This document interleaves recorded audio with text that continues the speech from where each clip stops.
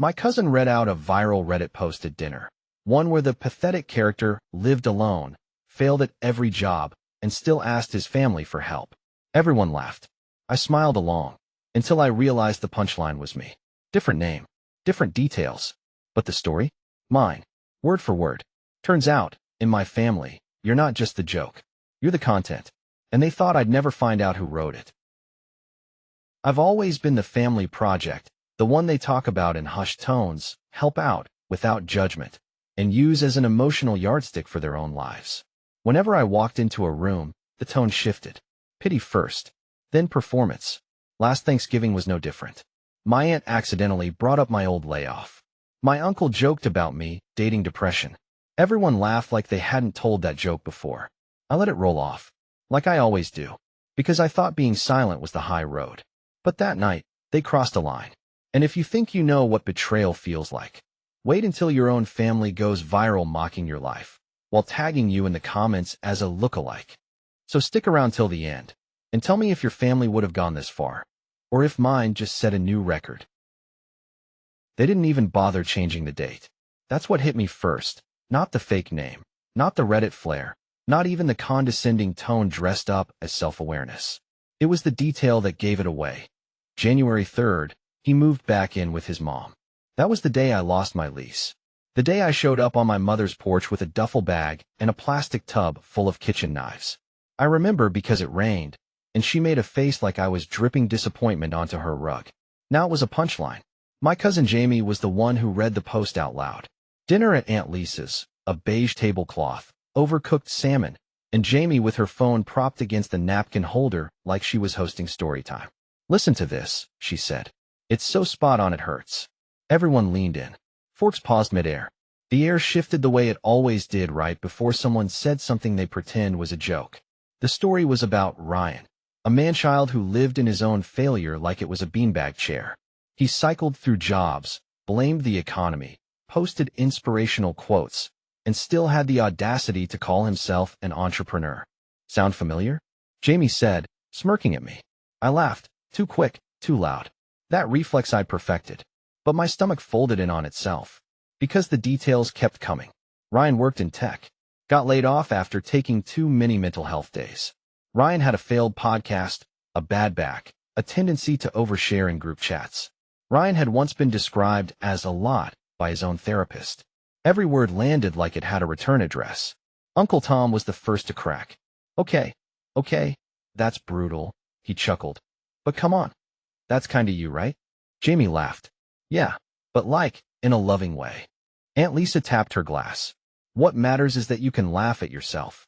As if I'd agreed to be the entertainment. I looked around. No one else seemed shocked. Not Mom. Not Emily. Not even Matt, who once cried when someone called his Etsy page cute. And yet here, he was nodding along like this was fine.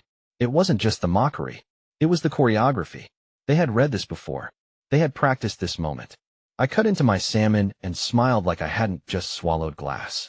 I wanted to believe I was being paranoid, that maybe I was projecting. But the last line killed that hope. At some point, you stop helping and start enabling. And Ryan? Ryan ran out of excuses when we stopped making them for him. That was a sentence I'd read before, in an email from my mother. Word for word. They thought they'd anonymized me. They thought I wouldn't notice. But I did, and I wasn't going to forget it. That night, I texted Emily. Just one question. Was that post about me? She didn't reply right away, but I saw the 3 dots pop up, disappear, then come back. When the message finally landed, it was so perfectly deflective I almost laughed. "You always think everything is about you." A laugh emoji. Because why not trivialize it further? I waited. A minute later came the follow-up. "It's just a trend. Everyone's doing character posts now. Like memes, but long-form LOL." I didn't even respond. Not because I agreed, but because I recognized the pattern. This wasn't the first time I'd brought something up, only to be told I was reading too much into it. I was the designated overthinker, the one who made things awkward by noticing them. So I let it sit. I let her sit in it. Next morning, my mother called, which, by itself, was unusual. She only calls for birthdays and bad news. This was neither. Her tone was already tired, like I'd exhausted her without opening my mouth.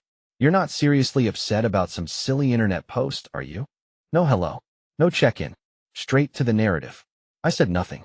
Just silence. She filled it fast. It's creative writing, Kyle. Not everything is an attack. Maybe if you didn't take things so personally, people wouldn't feel like they have to tiptoe around you. That's when I felt it, the shift. I'd gone from victim to liability in 5 minutes flat. Not only was I not allowed to be hurt, I was now making it harder for everyone else to keep up their emotional choreography. Besides, she added, with a clipped chuckle, if it were about you, don't you think they'd have picked a more flattering ending? Right. Because if you're going to parody your own son, at least stick the landing. It was dizzying, how quickly they turned the mirror around.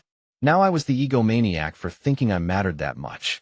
Now they were the ones being misunderstood, just trying to lighten the mood. By lunchtime, the group chat had pivoted. Jamie posted a meme about snowflakes. Aunt Lisa sent a selfie from her garden captioned, "Some people are too busy looking for insults to notice the roses." It got 6 likes. Emily added a flower emoji. No one mentioned the post again. But the silence wasn't peace. It was pressure.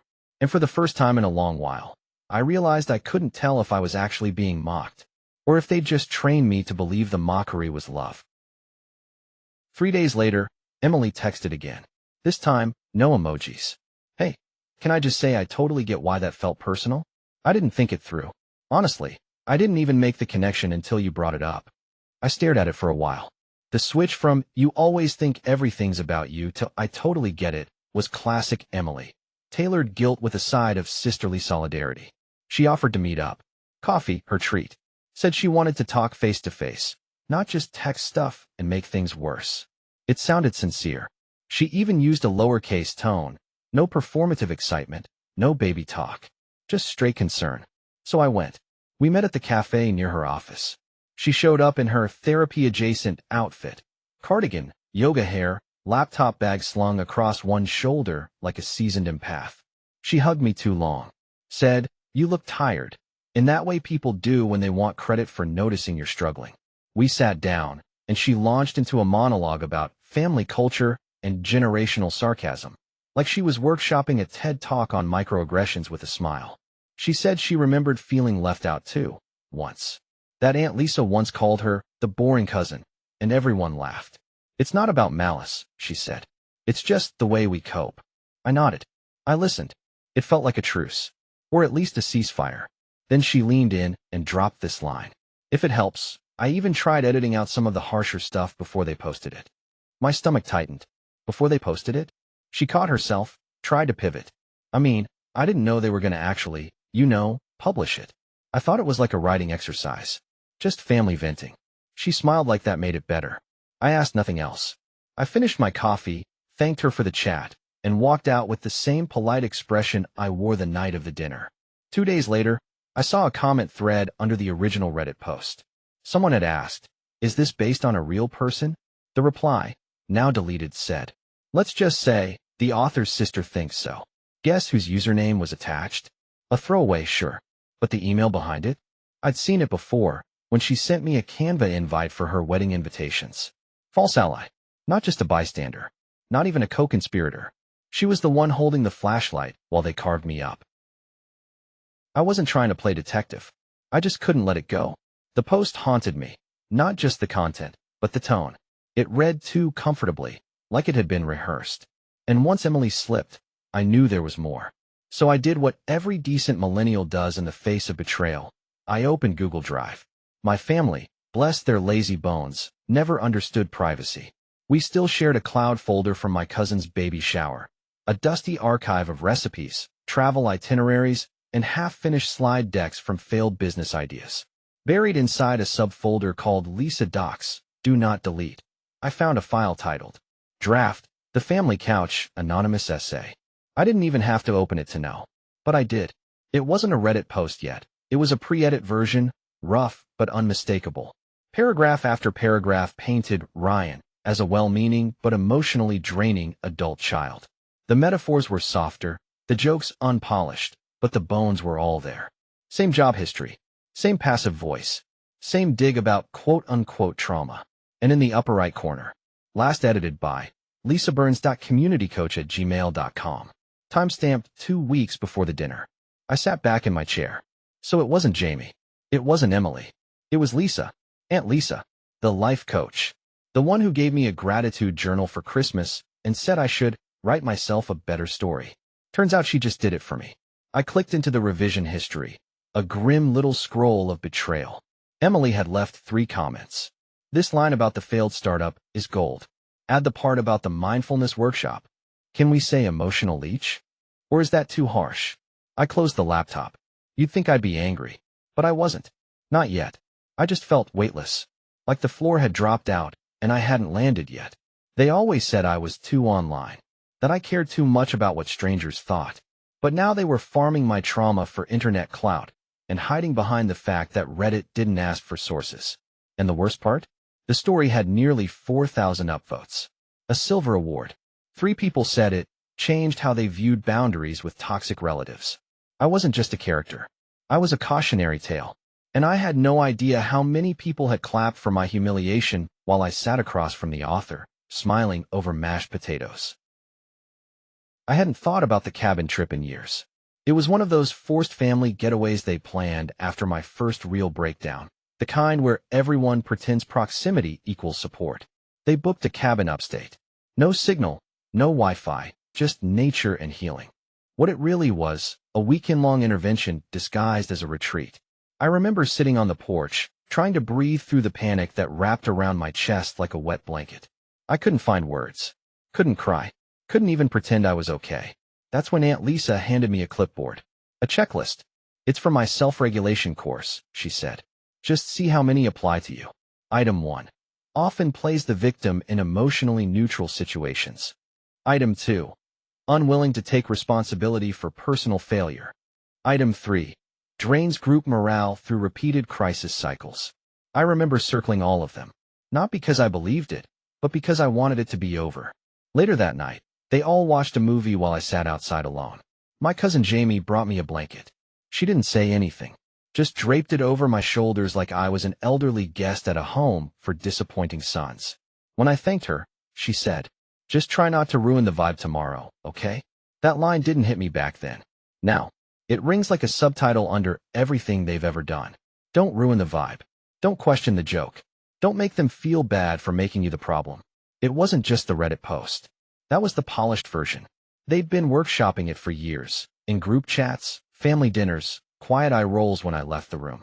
Every time I cried too long, or slept too late, or asked for help, they made a note, filed it away for later, turned it into a punchline.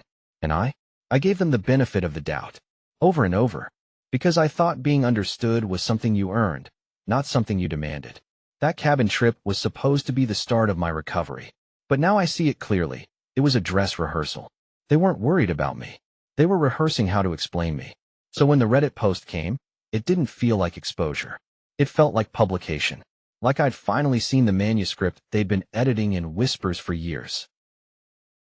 The invite came in casually, a text from Mom, full of fake ease and tactical emojis. Just a chill little dinner for Jamie's birthday this Friday, casual vibes, nothing fancy. You coming? It was the kind of message designed to sound light, so you don't question the weight. I should have trusted my gut when I noticed I wasn't CC'd in the planning thread. But I said yes, because saying no still felt like failure in my family. Friday came.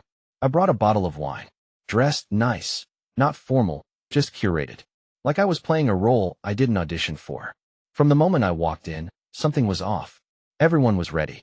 That's the only way I can describe it. Like they'd been practicing. Like I was the last actor to arrive on set. Jamie greeted me like a hostess, not a cousin. Kissed my cheek, took the wine, and whispered, "You're gonna love the cake." Odd phrasing. But I didn't ask. The dining room looked staged. There were balloons, sure, but they weren't happy birthday balloons. They were red and white. Reddit colors. The table's centerpiece was a stack of books. Breen Brown, Glennon Doyle. A copy of Attached flipped open to the chapter on avoidant types.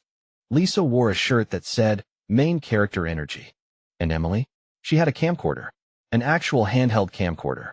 Said she was documenting memories. The feeling was unmistakable. This wasn't a dinner. It was a setup. Conversation was too easy. Too circular. People kept bringing up funny internet stuff. Tom mentioned the post again, the Ryan saga, and said they'd gotten messages from people who thought it should be a short film. Someone else chimed in. Can't believe none of us went viral before this. They all laughed. I laughed too. But inside, I was rewinding every second of the last month. Every call, every silence, every breadcrumb. I didn't speak much that night. Just watched. At one point, I caught Emily nudging Lisa, who whispered something back and handed her a manila envelope. My name was written on the front. I didn't open it. Not yet. Because I knew, whatever was inside, whatever performance they'd choreographed, they still thought I hadn't figured it out. That was their only mistake. They believed the silence was consent, that my stillness meant surrender. But I was done playing along. I wasn't their cautionary tale. And if this was the finale, they forgot I knew how to end a story too. They waited until the cake was served. It wasn't store-bought. It wasn't homemade either. It was commissioned. A full fondant production, 3 tiers, bright red icing, and a custom cake topper in the shape of a little man holding a podcast mic, while drowning in paper bills. On the base, in perfect cursive, to Ryan, for finally teaching us boundaries. They actually clapped. Jamie lit the candles. Lisa dimmed the lights. Someone, probably Emily, started filming. I sat there in full view, front and center. The lighting made sure of that. And for a second, I wondered if I was overreacting. Maybe this was just a weird, tasteless joke. Maybe they'd finally reveal it wasn't about me. That this was all some unhinged tribute to the absurdity of family dynamics. But then Uncle Tom spoke, loud enough for the camera to catch. Can't believe we used to enable that behavior. No more free rides, huh? Laughter. Lisa cut the cake. He would have loved this, she said. They were still pretending the character was fictional. But every comment peeled back the mask. Remember that one job he had for, 2 weeks?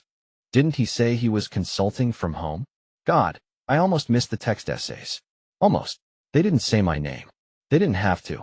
Each line felt like a brick laid at my feet, building the pedestal I was supposed to stand on and accept my award for being mockable, for being tolerated. I didn't speak. Because what do you say when your family hosts a roast and calls it healing? What do you do when the people who claim to love you the most turn your life into a group project? I watched Emily zoom in on the cake, then pan to Lisa, who raised her glass like a CEO, thanking her investors. To transparency, she said, and the power of telling your story before someone else does. More laughter, more clinking, more eyes flicking toward me, checking to see if I'd join in. I didn't. I just smiled. That same old, brittle smile I'd worn through every insult dressed as concern. But this time, something cracked underneath.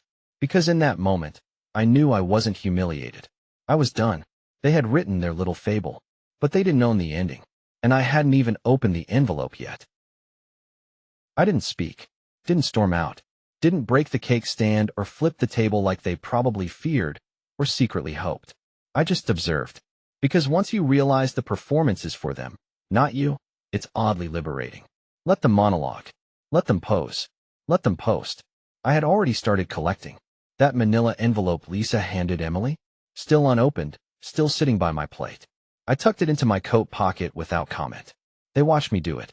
No one said a word. On the ride home, I opened it in the back of the Uber. Inside, a printed screenshot of the Reddit post. Highlighted sections. Comments from strangers cheering it on. One with 500 upvotes said, "This guy is textbook narcissist." Another, "This needs to be taught in schools." At the bottom, in Lisa's handwriting, "Proof you're not the only one who sees it." It wasn't a message. It was evidence. A paper trail of humiliation, dressed up as feedback. By the time I got home, I wasn't angry. I was calm. Sharp. The kind of calm you get right before surgery, when the decision's already made, and all that's left is the cut. I reopened the original post. Logged into an old Reddit alt I hadn't touched in years. Scanned the comment section again, slowly this time. Then I found it. A reply buried under a comment thread. Sloppy phrasing. Too many dashes. The same phrases Lisa used in her email sign-offs. Gentle nudge. Expanding the frame. Radical empathy. The throwaway account was hers. She'd been commenting on her own post. Boosting it. Replying to people who said this sounds fake, with, "It's more common than you think." I lived it. I took screenshots. Not just of the comments, but the IP metadata from her Wi-Fi. A little digital fingerprint from when she borrowed my laptop a few months back to help me fix my resume. Thanks, Lisa. That auto login was a gift. Over the next hour, I pulled emails, text threads, even a clip from Emily's camcorder that she had accidentally uploaded to our shared drive. In it, you can hear Jamie ask, "What if he gets upset?" And Lisa reply flatly, "Then it worked." That was the moment. The one where silence stopped being survival and started being strategy. They thought I was playing dumb. They thought I'd slink away, ashamed. They thought this was their victory lap. They didn't know I was already writing. I published the post at 3:17 a.m. Not on Reddit. Not on Medium. Not some ranty Facebook screed they could screenshot and mock in the group chat. No, I built a blog. Custom domain. Clean layout. A single landing page titled. The joke was about me, and they laughed anyway. I embedded every screenshot. The original Reddit post. The drive file revision logs. The IP match from Lisa's alt account. The camcorder clip where she admits it. I even included an annotated timeline, complete with timestamps, dates, and quotes cross-referenced from texts and voice memos. The intro was surgical, calm, no capital letters, no profanity, just the story told in reverse. From the cake, back to the clipboard at the cabin. I didn't name names. I didn't have to. Anyone who knew me would know. Anyone who didn't, they'd still recognize the shape of the wound. By noon, the post had 11,000 shares. Strangers in the comments pieced it together in real time. A few noticed Lisa's coaching website matched the tone of the Ryan post. Someone dug up her podcast, found an episode where she talked about removing toxic energy from family systems, using phrases lifted verbatim from her Reddit post. That episode went down in flames. One-star reviews poured in. Someone tagged her on Twitter with a screenshot from my blog and asked, "Is this your idea of healing?" She didn't respond, but I heard the family group chat lit up like Christmas morning in hell. Emily texted me once, "You went too far." I didn't reply, because too far is printing your relative's mental breakdown on a cake. Too far is filming the moment he reads it. Lisa emailed me. "This was private. You've exposed people who were just trying to help you grow." Help. Like feedback wrapped in cruelty is fertilizer. Jamie blocked me on everything. Tom sent a one-word email. Seriously? And that was it. No apologies. No remorse. Just silence. But this time, it wasn't mine. Because now, they were the ones being watched. They were the story. And I didn't need their permission to keep writing. They stopped tagging me in anything after that. Not out of shame, out of fear. I'd rewritten the rules. I wasn't the punchline anymore. I was the narrator. The blog didn't disappear. It didn't go viral forever either. But it stayed. Indexed. Archived. Quietly passed around by mutual friends, coworkers, old college acquaintances. People I hadn't heard from in years messaged me. Not to gossip, but to say thank you. Turns out, a lot of families have their own Lisa. The group chat I'd been silently removed from? Dead. Emily created a new one without me. I know because she forgot to unlink the shared calendar. One event still showed up. Jamie's house, vibe check plus cake. They never learn. Lisa locked down her socials. Her coaching site went on pause for restructuring. The podcast stopped updating. I didn't have to do anything else. Because the truth has its own gravity. And once it's out, it keeps pulling. Mom never confronted me directly. She sent a card, no return address. Inside, a single line. "You always were a writer." No apology. Just passive approval. Like I'd finally turned my pain into something productive. That's what they always wanted, wasn't it? A redemption arc, just not one that made them the antagonist. I moved cities, changed numbers, new job, new rhythm. No more Thanksgivings, no more guilt check calls. I kept the envelope, though, the one Lisa gave me with her smug little paper trail. Sometimes I look at it, just to remind myself how polished cruelty can be when it wears a smile. And sometimes, late at night, I reread the last paragraph of my post. Not out of ego, out of clarity. If your family turns you into a story, make sure you get to choose the ending. So no, I didn't burn the bridge. I just left them on the other side. And if they're still talking about me, let them. They always did.